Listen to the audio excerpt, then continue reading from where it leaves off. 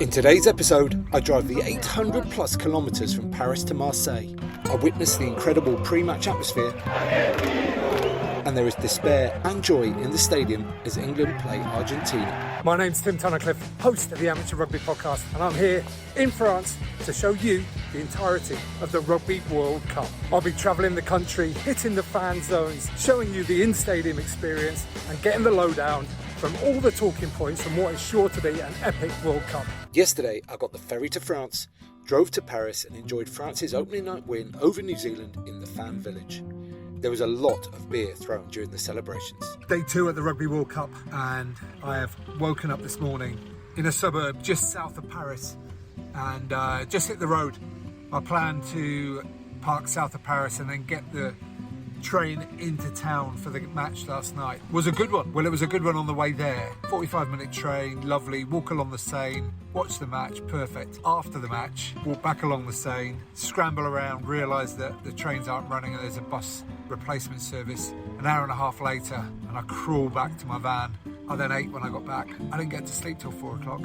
So things are a little bit shady this morning. I've just gotten up to be alarmed to see Google Maps saying the drive is now at 8.5 hours as opposed to 7 hours it was yesterday. I'm operating a 2-stop strategy today, so I've just refueled the vehicle, got myself some pain au chocolat and a coffee, and now it's probably another 5 hours driving minimum. Hopefully there'll be no issues and we'll get to Marseille in time for the big game tonight, England-Argentina.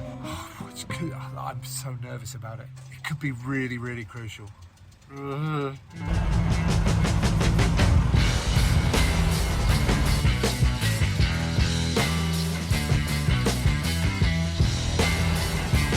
So just coming up to the péage, the toll booth, and it's a bit of a ball ache when you're in a big van on your own.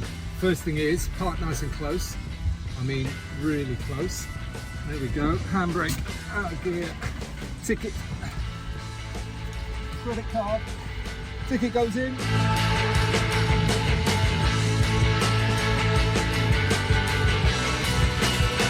€39.20, all the way from the south of Paris to Lyon, back into gear, seatbelt on, and away we go. And the drive actually flew by with the help of some great weather and banging tunes.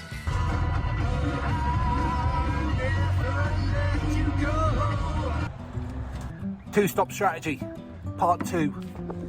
Okay, we're about 2 hours from Marseille now, and it's time to go and find myself a shower because, well, when I was at the last service station, I walked past a posh English lady, and she, I'm sure it's coincidental, but she said, "Oh, it smells like sick."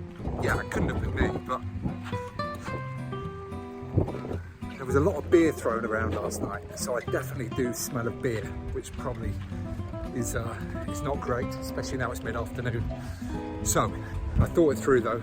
Didn't want to get all sweaty in the van after showering, so saved it till now.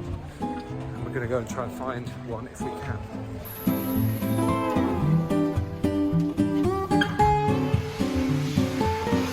Make sure we lock that first. Service stations, showers, free all the way, or mostly free anyway from my experience.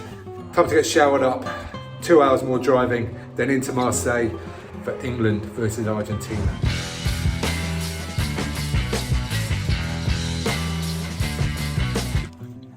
Okay, just arrived in Marseille.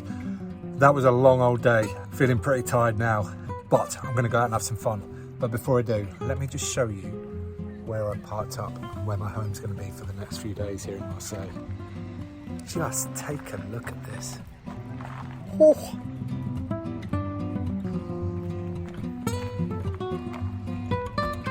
What an absolute beauty.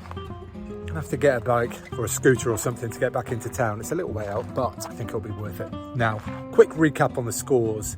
Italy beating Namibia 52 points to 8.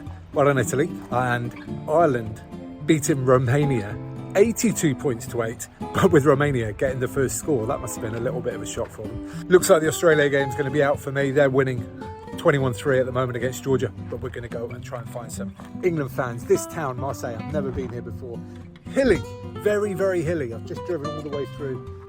by where the port is, all the way around the bay here. Very hilly. Not sure if I said that before, but it's hilly. And England fans everywhere. Lots of Argentinians as well, shaping up for a good night here in the port town of Marseille.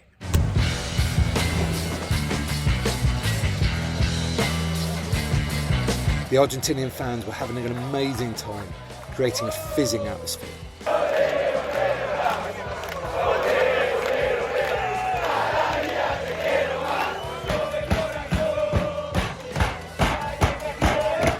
I found my mate Goldie and we headed into the stadium via the rear entrance.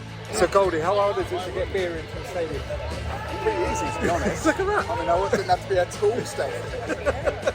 And we made it inside just as the teams were taking the field.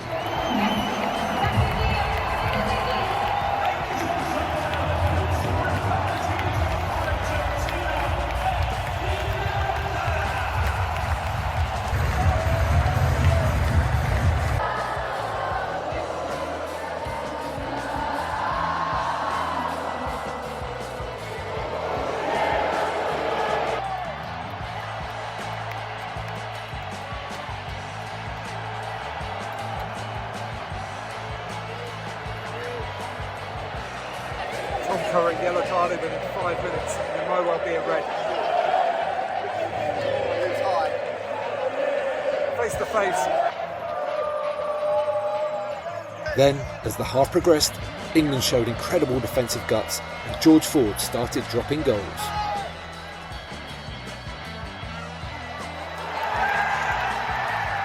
Alrighty, half time here in.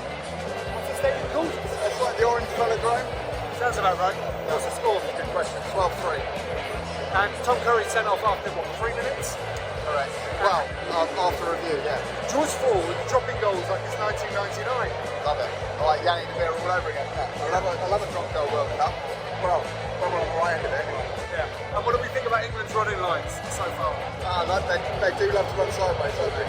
I mean, I'm pretty sure I learned about not doing that when I was at school, but you know, who am I to judge professional rugby players?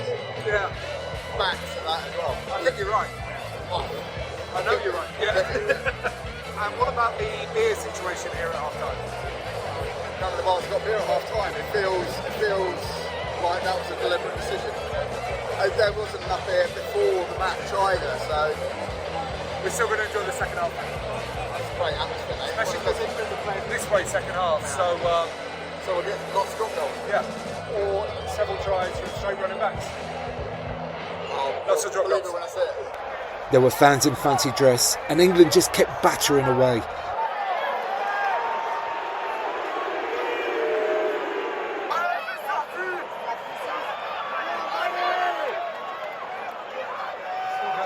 As the Argentinian cheering subsided, Swing Low echoed round the beautiful stadium.